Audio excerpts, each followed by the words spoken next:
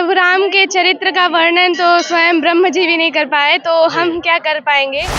तीन भाई, कभी विवाद हुआ है? विवाद तो देखिए हर घर में बर्तन है तो खटकते हैं। धन के लिए झगड़ा करेंगे। कभी लड़ाई झगड़ा करोगे जमीन विवाद में? नहीं। आज चारों धाम आए हैं, बजाओ ढोल स्वागत में, मेरे घर राम आए। श्री राम और आदर्श अपने आप में एक ऐतिहासिक है, लेकिन उन राम के आदर्श में लोग क्या सोचते हैं, राम के आदर्श से क्या सीखते हैं, आज हम लोगों से जानने का प्रयास करेंगे। आखिर में क्या है प्रभु श्री राम में ऐसी खासियत कि सारे लोग उनको आराध्य मान चुके हैं, जिनके लिए कई कारसेवकों ने गोलियां खाई। तो क्या लगता है आपके नजर में कि प्रभु राम कैसे होंगे? प्रभु राम के चरित्र का वर्णन तो स्वयं ब्रह्म जी भी नहीं कर पाए, तो हम क्या कर पाएंगे। लेकिन जहाँ तक हमें समझ में आता है, अगर प्रभु राम जैसा एक बालक आपके घर में हो तो वो कभी प्रॉपर्टी वगैरह का झगड़ा, वो कभी भी अपनी माँ के आदर्शों पे चलना, जैसे राम जी कैकेयी जी माता के आदर्श पे चले थे और अपने पिता के वचनों को संभालने के लिए वो अपना राजगद्दी छोड़ गए, तो अपने राज को सिर्फ अपने पिता के वचनों के लिए छोड़ना, यानी कि अपनी प्रॉपर्टी अपने पिता के कहने पे छोड़ देना। अगर ये सब चीजें झगड़े कलयुग में नहीं होंगे तो फिर क्या वो घर स्वर्ग नहीं कहलाएगा। बिल्कुल। आजकल जो सबसे ज्यादा मामले अगर आपको देखने को मिलेंगे तो राजस्व विभाग के संबंध में मिलेंगे, यानी कि राजस्व का मतलब होता है कि खेती बाड़ी के लेके जो पारिवारिक विवाद होते हैं, आजकल थानों में सबसे ज्यादा उसी की चल रही है। आपके लड़के कितने हैं? मेरे 2 बच्चे हैं जी। आप लड़की की बात करेंगे तो लड़का लड़की, ये लड़का है और ये लड़की है, both are equal for me. तो राजस्व का मसला ये है कि अगर हमने अपने बच्चों को भरपूर शिक्षा दे दी, इतनी शिक्षा की जिससे उनका जीविकोपार्जन अच्छे से हो जाए, तो वो कभी प्रॉपर्टी के लिए नहीं लड़ेंगे। शिक्षा दें और संस्कार दें। कहीं ना कहीं अगर लड़कों के अंदर काबिलियत हो तो अपना वो स्वयं राज बना सकते हैं। बाप के पैसों पे कुछ लोग घमंड करते हैं, तो कुछ लोग बाप के जमीन विवाद में लगे रहते हैं। लेकिन कहीं ना कहीं अभी इन्होंने एक बात कही कि कहीं उसको शिक्षा दी जाए। बच्चे को आप जितनी ही अधिक शिक्षा देंगे, उसके अंदर सारे सोचने समझने की क्षमता और बढ़ती जाएगी कि हमें किसके लिए लड़ना चाहिए और किसके लिए नहीं। तो एक इन्होंने बात जो कही हमें सबसे अच्छा लगा कि शिक्षा दी जाए। वैसे आप क्या सोचते हैं, शिक्षा हर बच्चे को मिलना चाहिए कि नहीं? शिक्षा हर बच्चे का हक है और as per right to education act government ने ऐसा कर दिया है कि हर बच्चा शिक्षा ले सकता है। सरकारी स्कूल में बच्चा शिक्षा ले सकता है, अच्छे अध्यापक हैं। प्राइवेट स्कूल में भी शिक्षा ले सकता है, अगर वो नहीं है तो ईवीएस कोटे में जाके शिक्षा ले सकता है, इकोनॉमी वीकर सेक्शन कोटे में। तो शिक्षा हर बच्चे का हक है, बच्चों को लेना चाहिए। और दूसरी बात, धन का तो कोई सीमा नहीं है। धन तो ऐसा है कि धन आप जितना कमाए उतना कम है। तो अगर आपने बच्चे को शिक्षा दे दी तो आपको धन देने की शायद आवश्यकता ही ना पड़े, तो उस धन को उसके शिक्षा में निवेश कीजिए। आपके पास 1 मकान हो सकता है, 2 मकान हो सकते हैं, 100 मकान हो सकते हैं, पर शिक्षा की कोई सीमा नहीं है। तो आप शिक्षा दीजिए, वो मकान बना लेगा। आपके पिताजी के कितने लड़के थे? आपके भाई? मैं 3 भाई हूँ। 3 भाई, कभी विवाद हुआ है?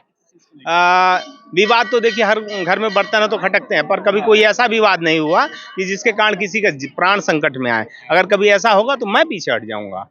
इसलिए हट जाऊंगा कि धन से मन नहीं भरता, और धन के लिए लोग प्राण दे देते हैं। धन भी नहीं रहता, प्राण भी नहीं मिलता। प्राण तो चला गया और धन मिला नहीं। आप जेल में सपोज दैट किसी ने किसी का मर्डर कर दिया, धन तो नहीं मिला, धन जो जेब में है वो भी चला गया, वकील में, थाने में, पुलिस में, ठीक है।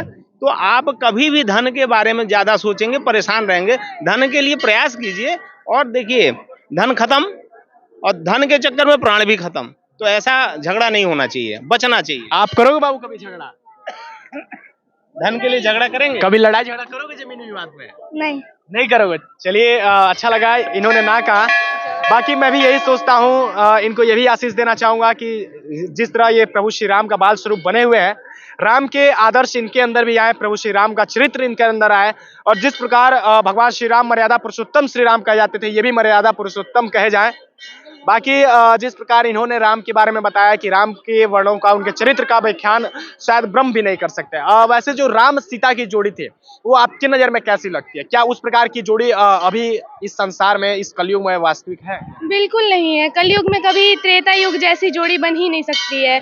कलयुग में लोग आपस में ही झगड़े कर लेते हैं, एक दूसरे के साथ विवाद करते हैं, एक दूसरे पे चीट करते हैं, जो कि आजकल लोग रिलेशनशिप वगैरह में बहुत कुछ कर रहे हैं। ऐसा उस समय में नहीं होता था। वहाँ बहुत प्रेम से एक वैवाहिक जीवन वो लोग जिए और विवाह हुआ, एक बहुत अच्छा संबंध रहा। उस तरह के संबंध बनना कलयुग में ऐसा तो नहीं है, कोई भी चीज़ तो असंभव कही जा नहीं सकती, लेकिन वैसा संभव किया जा सकता है। अगर आप खुद को अच्छा करें तो आप दूसरे को अच्छा कर सकते हैं, और जब सब अच्छे रहेंगे तो सब कुछ अच्छा रहेगा। शायद कोई अगर आप लोगों में से भजन गाता हो तो क्या एक भजन सुनाना चाहेगा प्रभु श्री राम के प्रति? अगर आप लोग सुनाना चाहें तो। मेरी चौखट पे चल के आज चारों धाम आए हैं, बजाओ ढोल स्वागत में, मेरे घर राम आए हैं।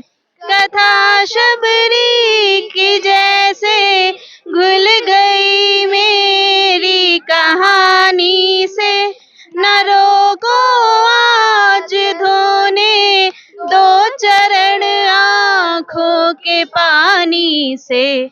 बहुत खुश है मेरे आंसू कि प्रभु के काम आए हैं, बजाओ ढोल स्वागत में, मेरे घर राम आए हैं। जय श्री राम। जय श्री राम। अभी आपने देखा कि एक छोटे बाल राम स्वरूप के मुख से राम भजन आपने सुना। अभी इनका एक छोटा सा परिवार है, आप जो देख पा रहे होंगे। खैर, जिस प्रकार जनसंख्या नियंत्रण की भी बातें की जा रही हैं, धन्यवाद इनको देना चाहूंगा कि उन्होंने पॉपुलेशन कंट्रोल को भी इन्होंने समझा है। मैं एक शब्द कहना और चाहूंगा शिक्षा यही होती है कि सारे चीजों में बढ़ चढ़ के अशिक्षित लोग आ जाते हैं। पॉपुलेशन कंट्रोल ये हमारी नैतिक जिम्मेदारी है। It is our moral responsibility which we should do, because government can not do each and everything. Whenever I got my first child, I was expecting from the God that I should have girl child, girl baby. मैंने प्रभु से मांगा कि मुझे बहन नहीं है, मुझे बेटी दीजिए। तो ये मेरी बेटी अनुश्री सिंह आई। दिल्ली में एक मंदिर है, वहाँ पे माता जी से मन्नत मांगी थी कि मेरी बेटी होगी तो मैं वहाँ चुनरी चढ़ाऊंगा बेटी के लिए। हाँ, अभी उन्होंने पूरा नहीं किया। मैं पूरा नहीं कर पाया हूँ। बाकी है, जाके चुनरी चढ़ाइए। देखिए, जाके आपको चढ़ाना चाहिए। जिस प्रकार आज बेटियों को दिनहीन की भावना से देखा जाता है, चूंकि अब वो धीरे धीरे खत्म होते जा रहा है, लेकिन आज भी अगर आप गांव के देहात में चले जाते हैं, पिछड़े इलाकों में चले जाते हैं, तो ये भावनाएं बनी हुई है अंदर के अंदर, कि बेटा को दूसरे नजरिया से देखा जाता है तो बेटी के दूसरे नजरिया से देखा जाता है। लेकिन खैर, इनका ये मन्नत था कि अगर बेटी होती है तो हम चुनरी चढ़ाएंगे। और क्या ये मन्नत मांगे हुए थे? नहीं, दिल्ली में एक दिल्ली मंदिर में। था, हनुमान जी का मंदिर है, वहाँ बड़े से हनुमान जी है। बिहार के पास है। हाँ, वहीं पे इन्होंने मन्नत मांगी थी कि मेरी बेटी होगी तो मैं चुनरी चढ़ाऊंगा। ठीक है, बेटा बेटी सबको एक समान नजरिए से देखा जाए, किसी भी भेदभाव को न रखते हुए। जिस प्रकार बेटे को शिक्षा दी जाती है, वैसे बेटी को भी शिक्षा दी जाए, क्योंकि जब तक एक बेटी पढ़ेगी नहीं तब तक माँ नहीं पढ़ेगी। क्योंकि एक बेटी होती है जो बहन भी बनती है, बेटी भी बनती है और माँ भी बनती है, और वही हमारे देश को भी चलाती है। तो कहीं ना कहीं बेटियों को भी शिक्षा दी जानी चाहिए। खैर, इनका ये भजन श्री राम भजन और इस राम जानकी मंदिर से इस छोटे बाल स्वरूप श्री राम का कैसा लगा ये भी कमेंट बॉक्स में जरूर बताइएगा। और हमारा ये प्रयास यहाँ से कैसा लगा ये भी कमेंट बॉक्स में जरूर बताइएगा। तब तक के लिए नमस्कार, जय श्री राम।